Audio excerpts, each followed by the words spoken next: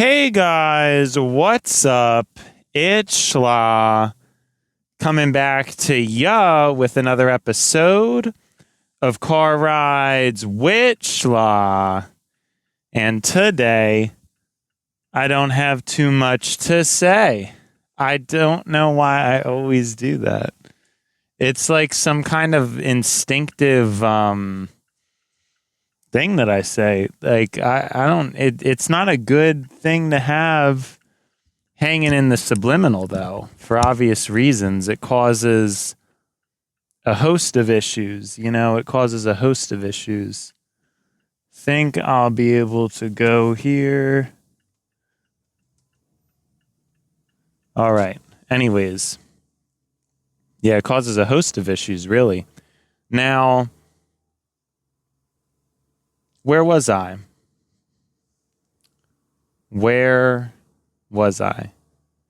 I know I had something I wanted to talk about earlier, but I don't know what it was, so I guess I'm going to talk about this now, but this isn't what I was intending on talking about.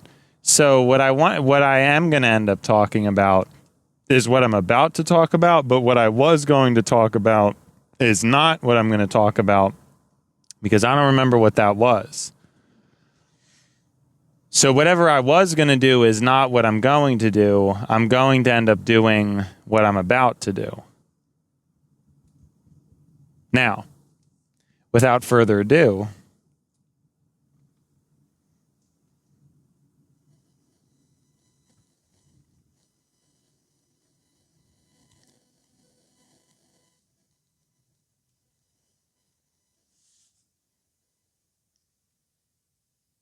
I think that a lot of times in my mind, when I immediately think of traveling, it tends to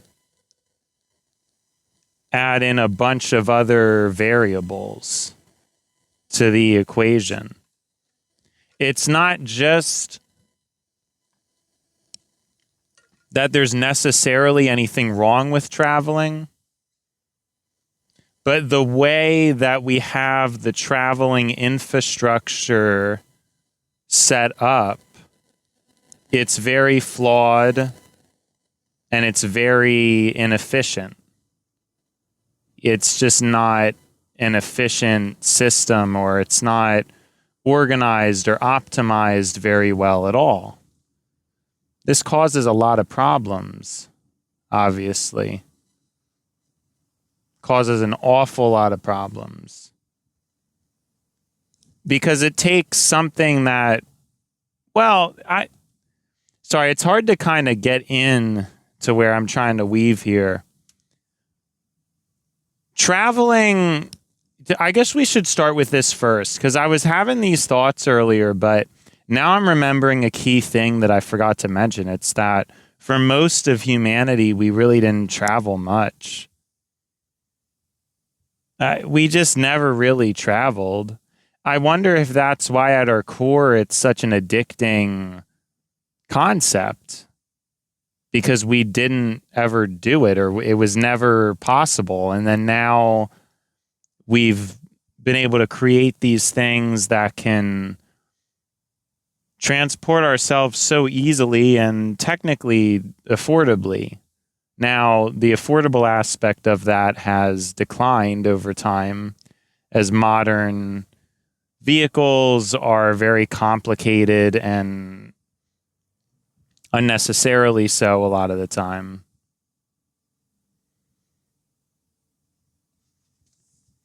But there was a point where it was just pretty cheap to buy a vehicle and drive it. And even now, relatively speaking, it is pretty impressive just what is feasible with a vehicle.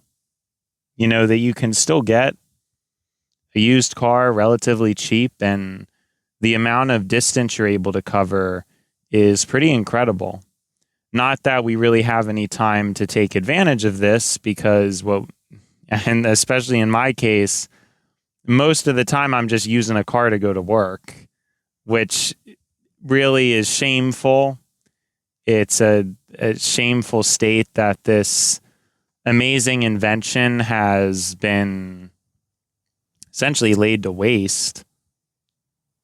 You know, it just becomes a vessel for working, and there's all kind of environmental inefficiencies I think that ties into. I think we've talked about that before, how I'd love to be able to live near my job, but I can't due to financial circumstances, because I probably could afford rent, but I'd be living pretty tight paycheck to paycheck.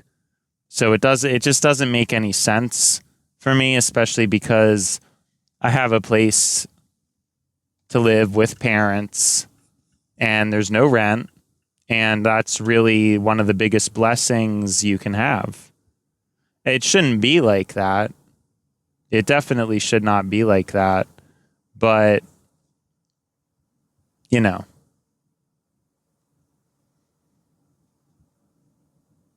it's just what we have to deal with. And so there's probably a lot of people who live in the area who don't work near any of the jobs in the area. That's my main issue with these things. Again, there's a lot of people that live in the area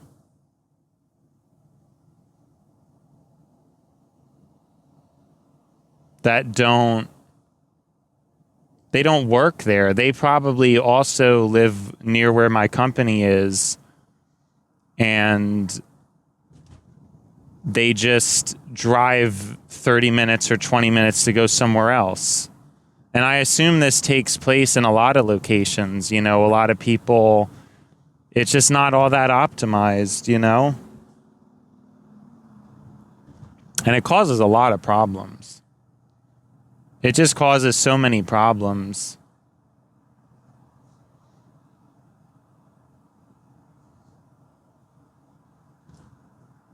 Because it really, like I said, people should kind of be sorted and compensated to whatever is most efficient. You shouldn't just live where you want to live and then go drive 30 minutes to go somewhere else. But again, in modernity, people's lives change so much. And even as humans, a lot of people change too. They start off with this career and then they change their mind and want to do something else. And I don't think people realize the strain and wear that this puts on the system. It is a thing that is very selfish, actually. And we don't see it that way, and I think a lot of people would feel uncomfortable with what I'm presenting, but it's true. It is true that there is an inherent systemic selfishness to people who work, like, let's say you buy a house and then you work a job nearby, and then you decide to change your career, but then it's not easy to move, obviously. There's a lot of cost to move, so you put off moving, but now you have an hour commute. Do you see what I'm saying? Originally it made sense, but then things happened and you couldn't afford to move, and it was just easier to stay put. Now you're in an unoptimized state, and then as time goes on, housing keeps getting more and more expensive, and then what do? This is what happens.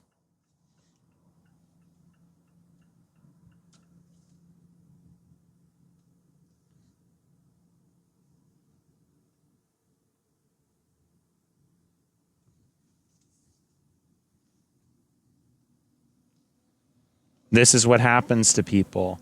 It's very disorganized. It's very random. And it usually caters to people who, well, there's two things that happen. There's people who are too poor to where they just like literally can't do anything about it. There's probably a mixture of some people who are poor, but maybe they could figure out a way to move to a better location or get a better job, but because they're poor, they can't really do that because they might have to work a bunch of extra hours over a long period of time. They may have, on top of that, other stresses in their lives. And so they're not able to really think about their life and optimize it or fix it because they don't have the time or space to really think things through and figure things out, which is a luxury in it of itself.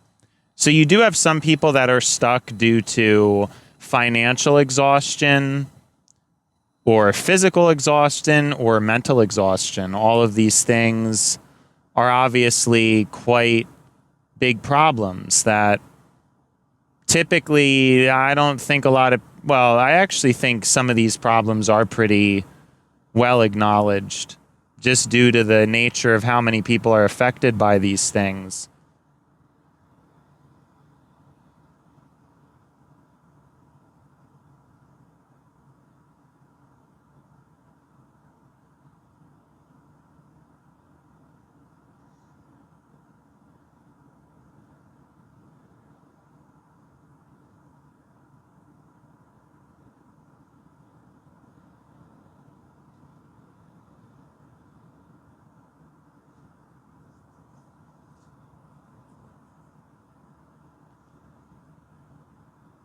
But on the other end, you have rich people who cause inefficiencies. And I think this isn't really what's talked about often.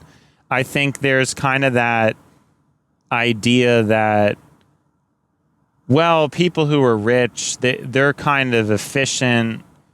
You know, it's poor people putting a strain on things. They're eating up the welfare and they're eating up tax dollars. But the thing is that if somebody's rich, oftentimes they live less efficiently.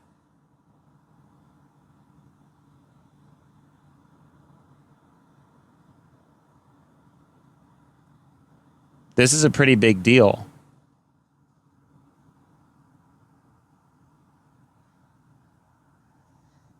Oftentimes they live less efficiently. Yeah, I kind of had a feeling something was brewing because the road seemed awfully clear up until this point. And then I had a feeling there was going to be some kind of a clog, but very strange. I don't think I've had to deal with traffic in a while.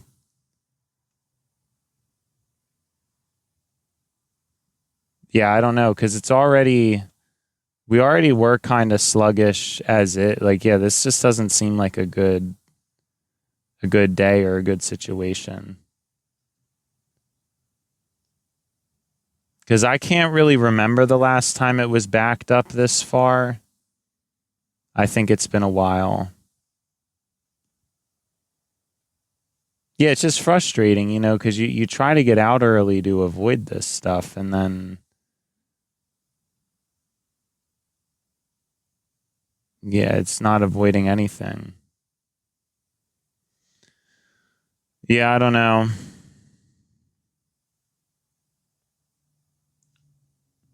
What to do. Frustrating.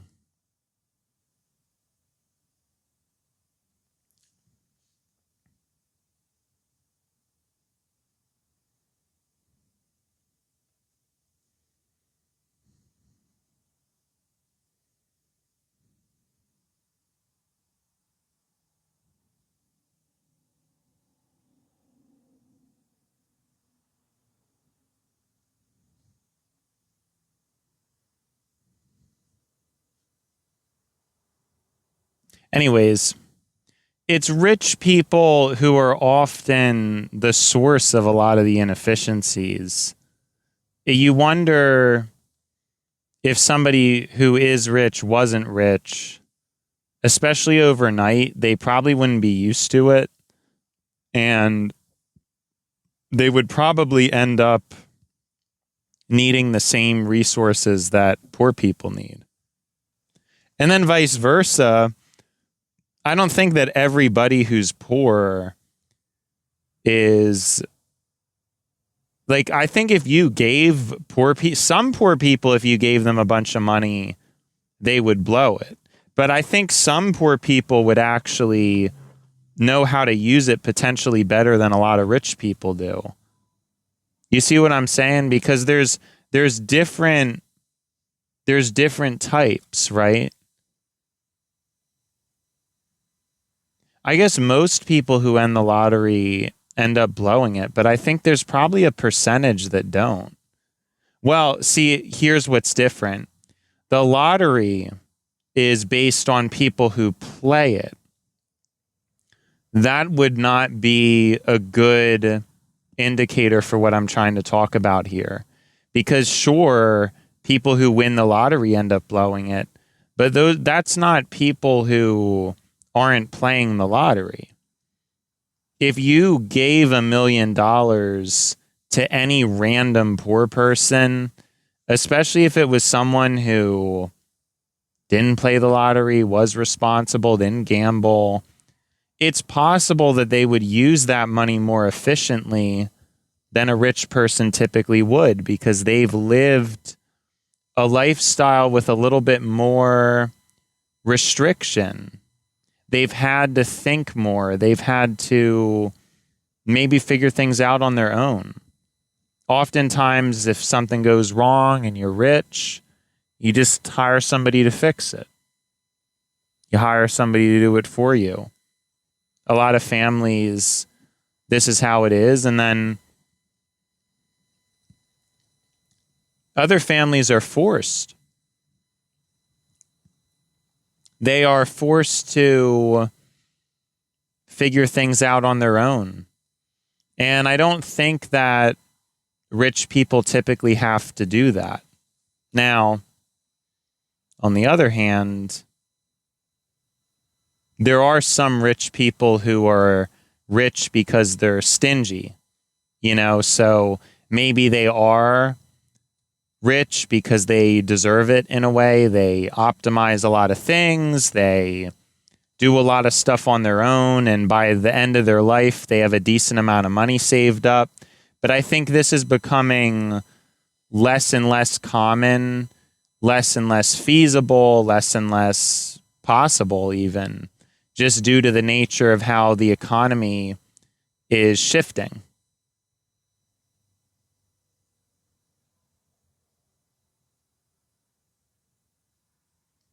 Because the way the economy is now, it's really not likely. And it's actually, I would say it's borderline immoral to give that advice broadly. That broadly speaking, you would be able to make it to being rich. Broadly speaking, that's impossible. That's out of the question at this point, because there's a few factors that need to be the case. So you'd probably have to be, because I wonder what the data looks like on people who own homes but own them outright, people who own cars but own them outright, versus people that still have a mortgage, and just what that looks like. Because that's one of the main things.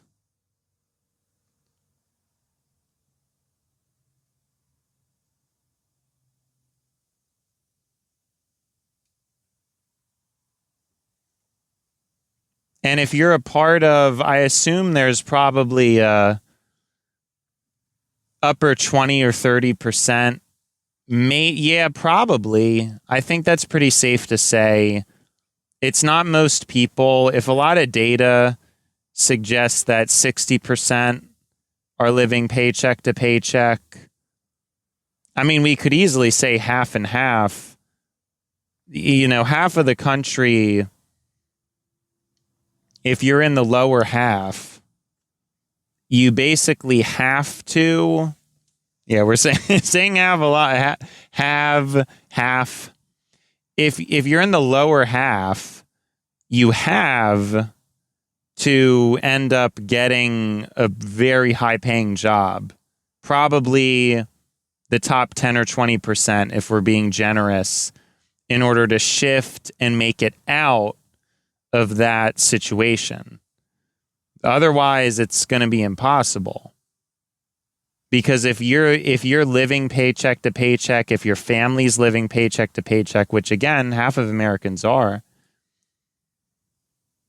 you're just not going to be able to get anywhere. You're really not going to be able to accomplish anything or figure too much out.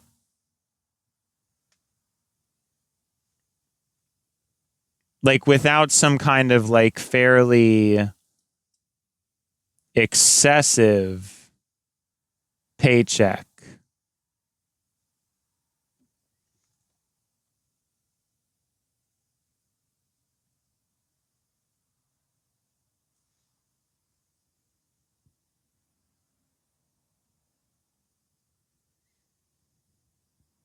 And that's what I'm saying is the truth is you can't broadly give advice for people to grind when that's not going to be advice for everybody. It's just not.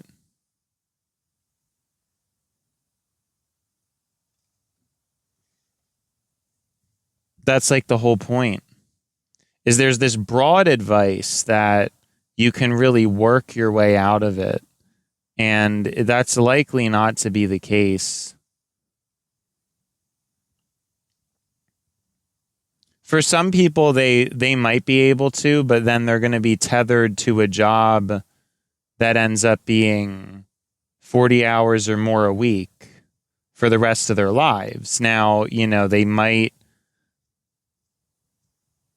be able to pull it off. They might be able to live a decent, normal, reasonable life. But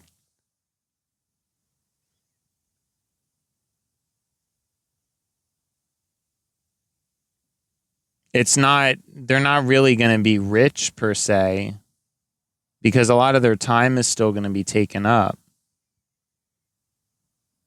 There's a lot of people that might make high salaries, but they don't ultimately have that much time.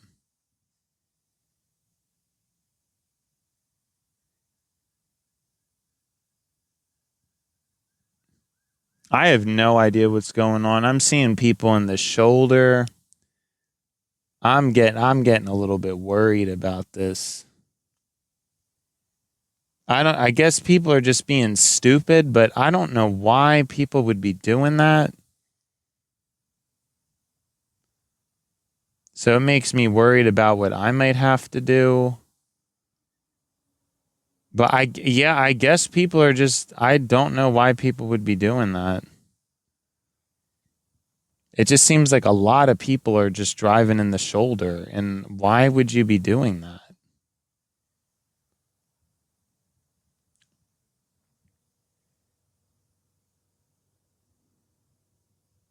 I just have no idea.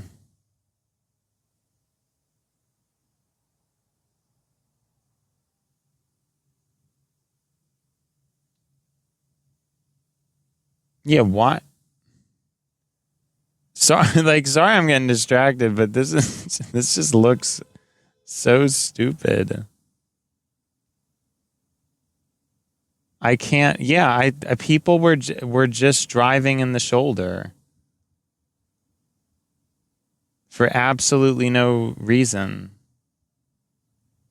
I don't understand why people would be doing that.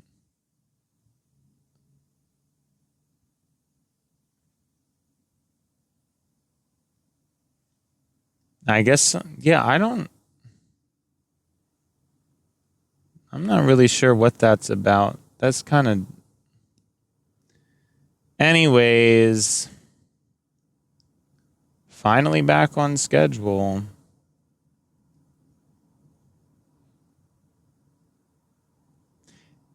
what were we talking about? It was like rich people being inefficient. Oh yeah. This idea that you can just work out of it. It's not that you're going to be able to work out of it. It's that your kids would be able to work out of it. You as a person in a lifetime are likely not going to be able to get anywhere. I understood this when I was a kid. Like, the biggest thing I could do, especially at this point economically, is just save up and then potentially have kids and be able to make them the nepo baby. That's basically it. And the problem with that is you can't really bank on that because you have no idea who your kid is going to become. And I definitely wouldn't think as a parent that my goal of being a parent is to give somebody a good life and then that person turns out to not even enjoy it. And what if they just take their inheritance and blow it and end up... I mean, there's a lot of things that are kind of open-ended about that. So that's why life, it becomes this thing where there really is not some light at the end of the tunnel when it comes to wealth, at least not anymore. These ideas and concepts were definitely valid in the post-World War II era, for sure. A lot of people probably could work a lot of jobs, even jobs that didn't pay all that great, but even jobs that just paid average. If you had parents who already owned a home and you were born in that era, there's no reason why it wouldn't have been pretty easy for you to become pretty wealthy, and you didn't even have to work that hard. There was nothing hard about it. Nowadays, I think this is actually what I wanted to talk about originally. Nowadays, there for a while, and I've mentioned it before, but I'm mentioning it again. I was told for a very long time, I remember hearing this from all kinds of people. Oh, you kids these days, you have it so easy. You have no idea how much harder things were when I was younger. We didn't have all this technology. We weren't. And I heard that and I believed it. I believed it strongly until I became a teenager and you started to look around at some of the metrics. A lot of people said that out of a blindness, out of just a total and utter blindness, a blindness to the system, a blindness to the ever-growing problems we face, but a significant blindness, and a blindness to what is actually valuable in life. What is valuable?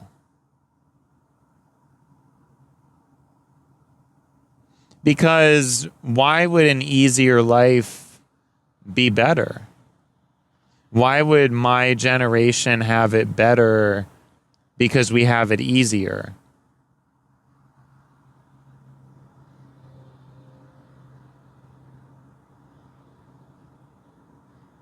Does any of this make any sense? Because it doesn't make any sense to me now that I am an adult. I don't think I would ever say those things to somebody, but I've heard it from so many different people, so many different adults, vaguely thinking, oh, what do you guys know? It was so much harder in my day. We didn't have phones to entertain us. I don't know we didn't have phones to entertain us. I have no idea where that's coming from. When we was bored, we just had to sit there and watch paint dry.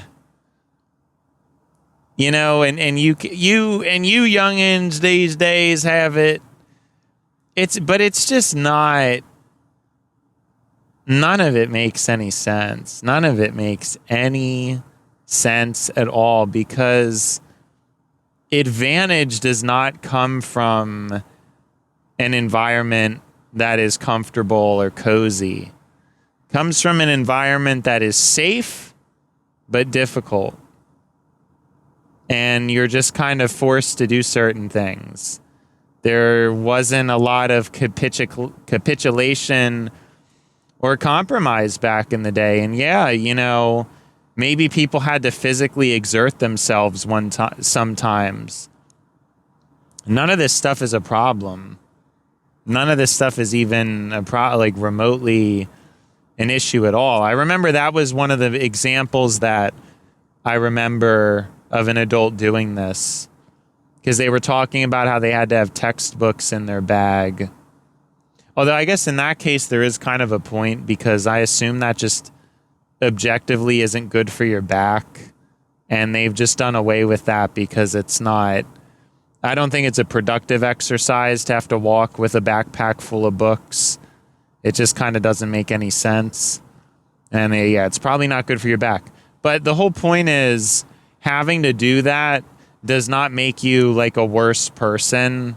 It probably makes you a better person, if that makes any sense. The fact that nowadays we don't have to do that anymore doesn't really give my generation any type of advantage.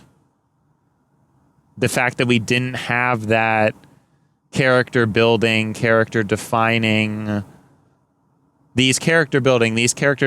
moments as much, it doesn't make my generation better. It makes us worse. It means we've had things worse. Because in addition to that, now here's what would be okay. Here's what would be okay. If that was coupled with even better economic situation, that would kind of make sense. If we had more comfortable, easier lives, and then we were softer, yeah, we were more sensitive, more entitled, whatever. But if we had more money, broadly speaking, if the economy had improved, then I think everything would be fine. But the thing is that we're told that we're entitled, which it may be true, but there's a lot of entitlement in the older generation. And I think they don't understand that if they were alive now, they wouldn't have what they have. And this is kind of the thing I like to say a lot, that people who have had children and have families wouldn't have them. They probably just would have never gotten to that point.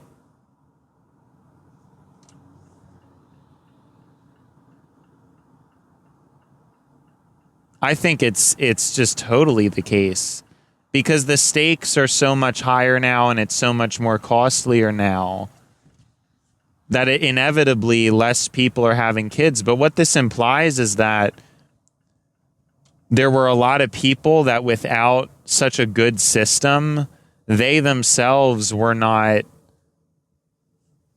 Well, and there's that whole saying too about it takes a village.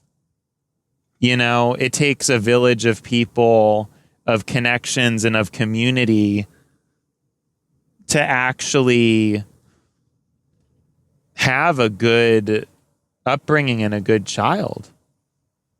And that probably makes a lot of sense, because maybe that's the failure in the experiment. The failure in the experiment may not be that, because I do feel like this criticism is accurate. Many people in my parents' generation, they just wouldn't have had children if, you know, they weren't lucky in this lucky golden age of finance.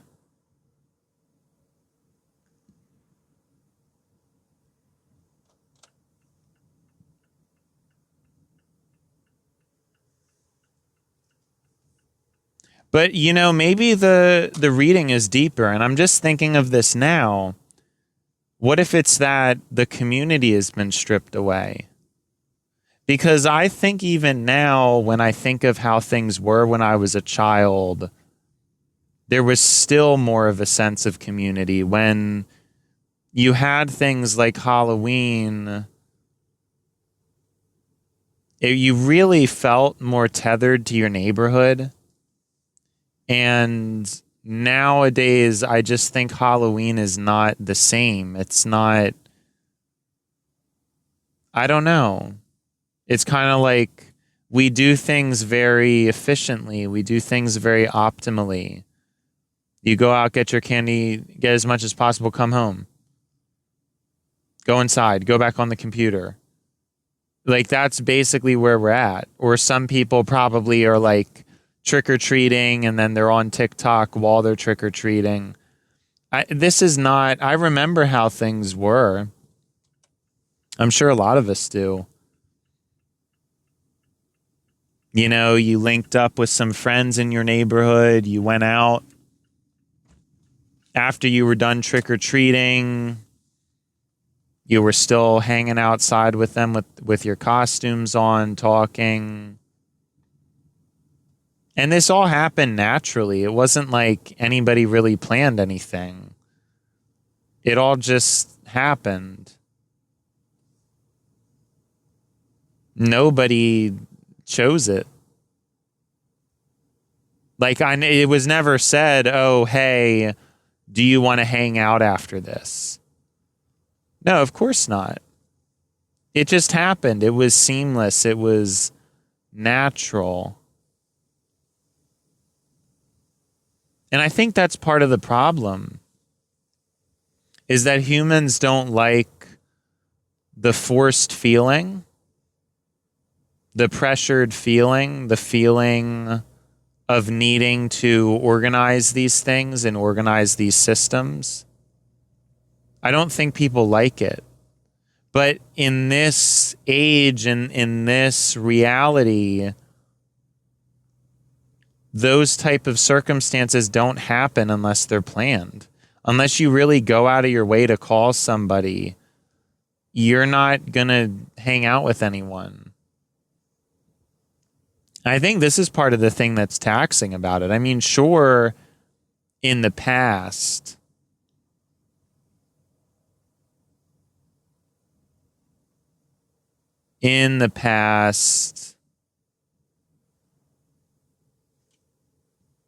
you still would have to put effort into hanging out with people. But I'm saying, I feel like now it takes more effort. It takes more effort to cut through the noise. A lot of times I ask people about this too. You know, if I want to call them, if I want to talk to them and they can't, they don't really have a reason. They don't really have an explanation. For me, I don't really get a clear answer as to why they can't. And I'm not really sure what it is. It might just be that a lot of people talk about just wanting to scroll or just wanting to be in their bed. I'm assuming we can just chalk it up to that, because it's like some of these people, they don't even give a clear reason, or I don't even know if they know what they're doing. And a lot of times people may not really question them about it. So if somebody is, that can probably catch them all. Like, people are just very out of it. But I'm saying this people are out of it sentiment, I don't know that that has changed. I think people were always out of it. I don't think that it's humans who changed. I think it's that the environment's changed. And a lot of these things that happen naturally, now they take effort. They take extra effort as compared to how much effort they took in the past. They were more seamless in the past.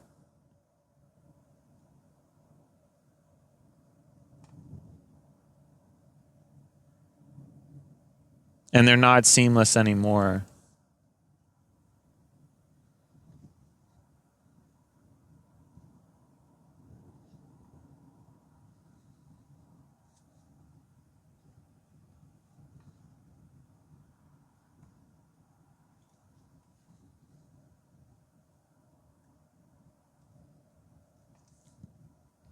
And that's probably the larger issue than people's intent necessarily. People's intentions could be very good. People could want a lot. They could want to be better, but I think that obliviousness, that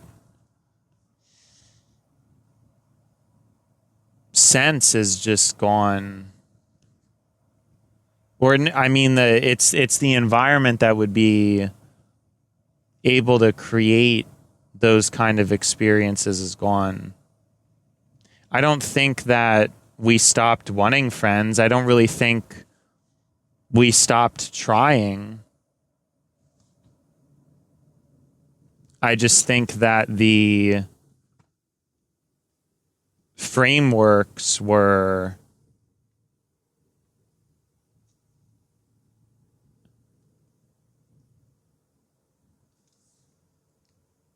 completely scrambled. It's just a lot of times you may have more friends, but it takes more effort. I think a lot of this shows up digitally as well. You know, there's certain people that maybe in a physical world, if they lived across the street, you know, you don't talk to them all the time, but they're still going to be there. On Discord, you know, if you haven't talked to someone in a while, their DM goes way down your list. You might not even see it anymore. And that takes a decent amount of extra effort to scroll down the list. It's, even if it sounds kind of stupid of me to say because of how easy it is to scroll, it's so much different than our ability to perceive a house, for example, which is why I think when it comes to converting digital interfaces and interactions more directly into the mind, it could really change a lot. You know, when you think of a person, you can access them much easier. I think a lot of people, it's just very difficult to interact with technology. Our brains, and most people's brains, are really bad at it. And I think it's why most of the time a lot of these issues come up. Because people are really terrible at handling tech. And that's why what tech has been reduced to is a single app, or maybe a few apps that all do the same thing. They all just have algorithmic feeds that feed you what you want. Because otherwise you wouldn't even know how to use the tech. But then maybe you shouldn't use it. You know, if you need a feed to feed you info or tell you how to use it, maybe you don't deserve it.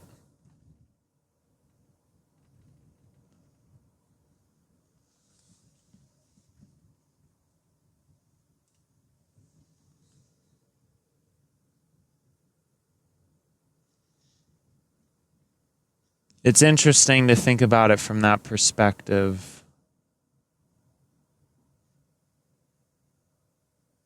It's very interesting.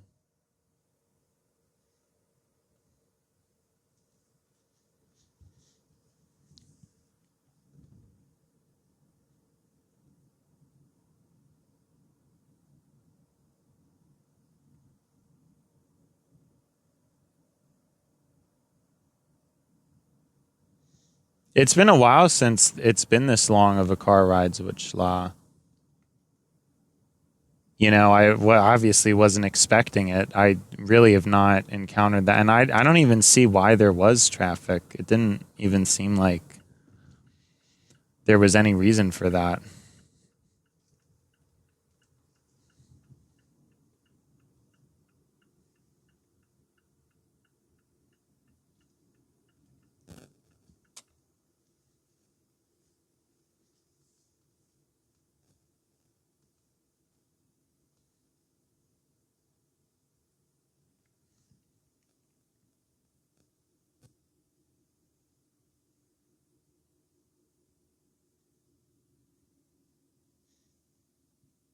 So yeah, I don't know that I can figure it out.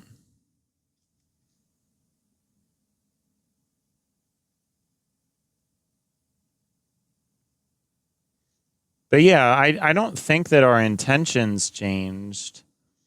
I just think there's so many inefficiencies with how tech works, and tech is addictive, and it becomes this thing.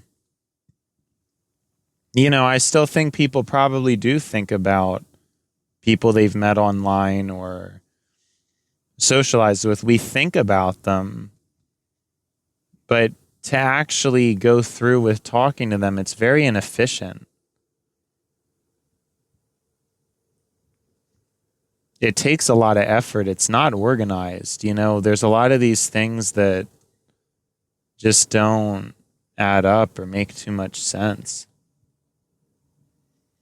And I think that's the main problem. It's not like before, if there was someone who lived on your street, it was easy to just talk to them.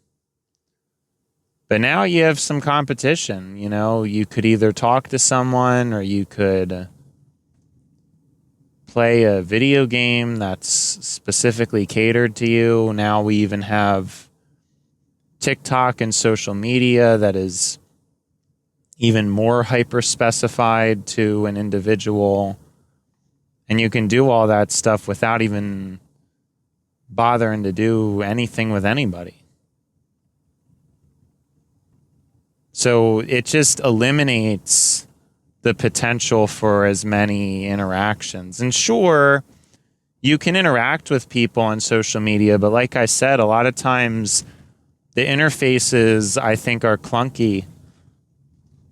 I just don't think they're necessarily optimized properly. And it's still easier for a person to just figure out or interact with the real world. That's really what's easy for people. That comes naturally. We're humans, obviously. So, of course, we know if a person's across the street. But now it's like, I don't know anybody, any of my neighbors. I don't know anybody who lives around here. It's just totally, we've all slipped into this thing.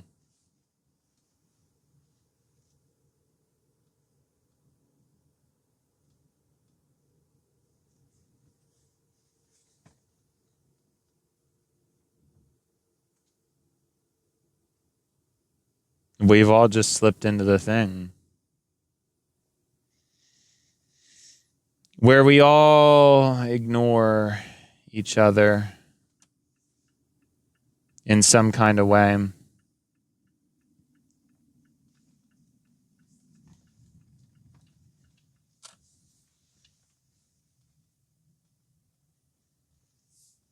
It's sad. It's shameful.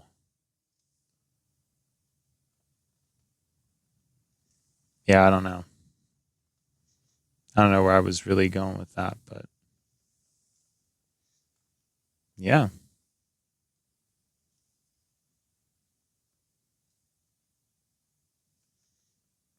But anyways, I think that it has been schla, and now it's time to buy schla. So, see you schla.